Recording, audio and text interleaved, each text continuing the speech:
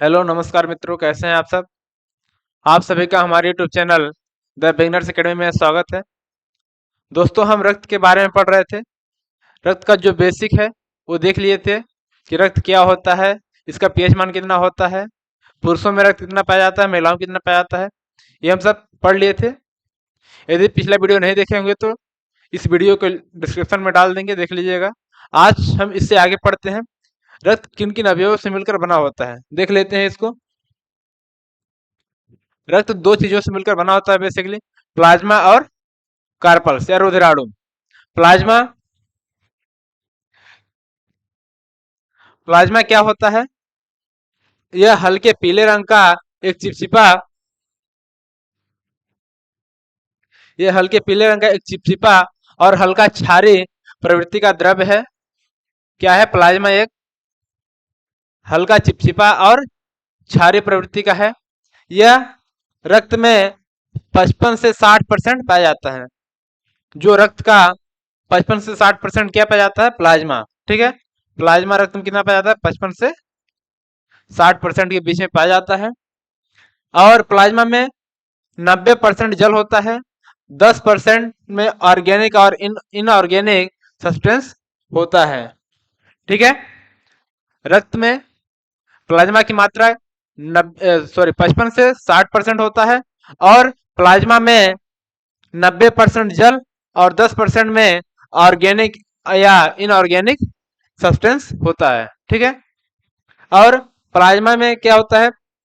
Plasma में 6 से 7% एल्यूमिन protein होता है, जिसका कार्य है रक्त में दाब को नियंत्रित करना।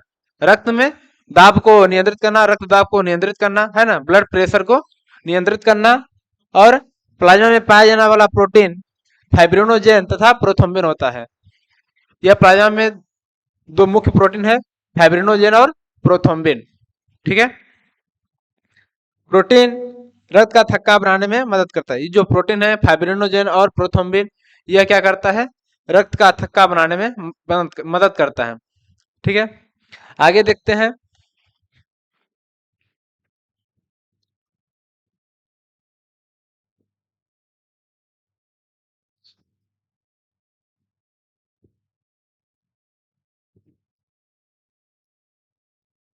रोक दीजिए। रक्त में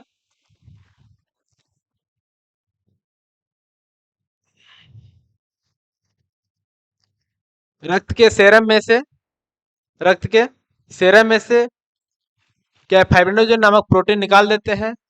ठीक है, प्लाज्मा रक्त के प्लाज्मा में से फाइब्रिनोजेन प्रोटीन निकाल देते हैं, तो जो बचा हुआ रक्त है वह सेरम कहलाता है। जो प्लाज्मा है उसमें से दो प्रोटीन मुख्य पाया जाता है, फाइब्रिनोजेन और प्रोथ्रोम्बिन। उसमें से यदि हम फाइब्रिनोजेन निकाल दें तो जो बचा हुआ रक्त है वह सीरम कहलाता है। यह हल्के पीले रंग का होता है और जो डॉक्टर हैं बीमारियों की जांच इसी सीरम से करते हैं। ठीक है, आगे देखते हैं कार्पल्स। कार्पल्स की मात्रा कितनी होती है ब्लड में? तो यह रक्त का कड़की भाग होता है और कार्पल्स में मुख्य 3 भागों में बांटा गया है। रक्त को 3 भागों में बांटा गया है कार्पल्स को।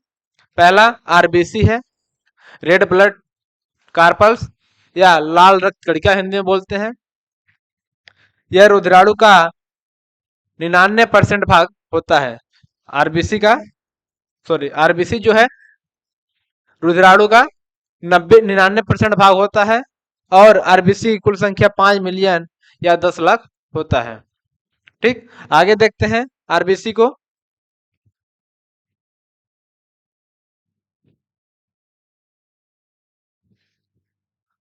आरबीसी में केंद्रक तथा लाइसोसोम नहीं पाया जाता है। आरबीसी में केंद्रक या लाइसोसोम नहीं पाया जाता है, इसलिए इसमें डीएनए की जांच नहीं की जा सकती है। क्यों? क्योंकि जो डीएनए है वह केंद्रक में ही पाया जाता है और इसमें केंद्रक उपस्थित नहीं होता है, इसलिए इसमें हम डीएनए की जांच नहीं कर सकते हैं। ठीक है, और आरबीसी को वैज्ञानिक नाम एरिथ्रोसाइट है। आरबीसी को एरिथ्रोसाइट भी कहते हैं। आगे इसका जीवन काल 120 दिन होता है। आरबीसी का जीवन काल 120 दिन होता है। इसका वैज्ञानिक नाम एरिथ्रोसाइट होता है। ठीक है, इसमें केंद्र क्या लाइसोसोम नहीं पाया जाता है। ठीक, आगे देखते हैं WBC, व्हाइट ब्लड कार्पल्स या श्वेत रक्त कणिका।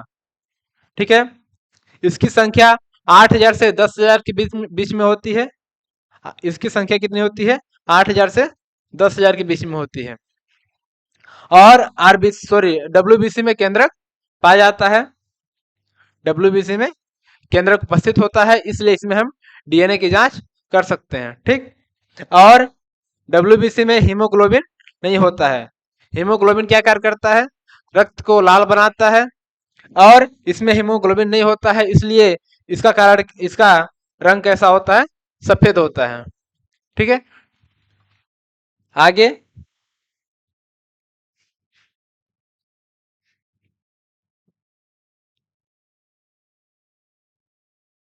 इसका जीवन काल 4 दिन होता है। WBC का जीवन काल 2 से 4 दिन होता है, और जो RBC है उसका जीवन काल 120 दिन होता है। WBC का वैज्ञानिक नाम ल्यूकोसाइड है, इसको ल्यूकोसाइड भी कहते हैं। और आगे WBC हमें संक्रमण या बीमारी से बचाता है। ठीक है, अर्थात रोगों से हमारी रक्षा करता है। WBC भी प्रकार है, ये कई प्रकार का होता है। Antibody, lymphocyte, monocyte. और आगे एंटीबॉडी क्या है? ये क्या करता है? रक्षा करता है। ठीक है, क्या रक्षा करने का कार्य करता है। और लिम्फोसाइट, इसका आकार टी के समान होता है, इसलिए लिम्फोसाइट को टी सेल भी कहते हैं, टी लिम्फोसाइट भी कहते हैं। ठीक, टी सेल या टी लिम्फोसाइट कहते हैं। और मोनोसाइट, यह श्वेत रक्त कणिका का सबसे बड़ा भाग होता है। सबसे बड़ा भाग होता है। एक्चुअल में जो बीमारी को खत्म करता है, जो वायरस को मारता है, वो क्या कौन है? लिम्फोसाइट है।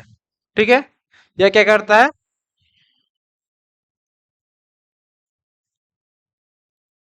जीवाणु या विषाणु को खत्म करता है। ठीक है, और जो एंटीबॉडी है क्या करता है? सूचना का कार्य करता है। यह सूचना देता है लिम्फोसाइट को, और लिम्फोसाइट क्या करता है? उस जीवाणु या विषाणु को मारता है। ठीक, और जो मोनोसाइट है ये क्या करता है? जो भी जीवाणु या विषाणु हमारे शरीर में आया है, जो ब्लड में मिला है, जो टी सेल ने मारा है, उसको भक्षण कौन करता है? खाता कौन है? तो मोनोसाइट। कौन? मोनोसाइट। मोनोसाइट भक्षण का कार्य करता है। ठीक है, खाने का काम करता है। ठीक है, आगे देख लेते हैं।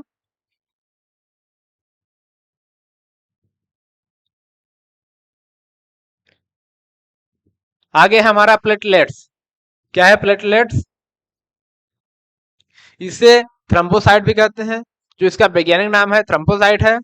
और यह रक्त को थक्का बनाने में मदद करता है। क्या करता है? रक्त का थक्का बनाने में मदद करता है। इसमें केंद्रक पाया जाता है, और प्लेटलेट केवल स्तनधारियों में पाया जाता है। जो स्तनधारी प्राणी है उनमें प्लेटलेट्स पाया जाता है। सामान्य व्यक्ति की प्लेटलेट 1.5 लाख से 4.5 लाख होता है। 1.5 लाख से 4.5 लाख के बीच में होता है। यह हमारा एक छोटा सा वीडियो था रक्त कणिका के बारे में। ठीक है, रक्त किन किन चीजों से मिलकर बना होता है? रक्त बेसिकली 2 चीजों से मिलकर बना होता है, प्लाज्मा और रुधिराणु। ठीक है, ये वीडियो यदि अच्छा लगा तो हमारे चैनल को सब्सक्राइब कीजिएगा, शेयर कीजिएगा, लाइक कीजिएगा। अगले वीडियो में हम ब्लड समूह के बारे में लेकर आएंगे, रक्त समूह के बारे में। जो भी रक्त समूह है, A B O AB है ना, इन सब चीजें के बारे में चर्चा करेंगे। ठीक है, आज के लिए इतना ही। यदि वीडियो अच्छा लगा तो चैनल को सब्सक्राइब कीजिए, शेयर कीजिए, लाइक कीजिए। धन्यवाद।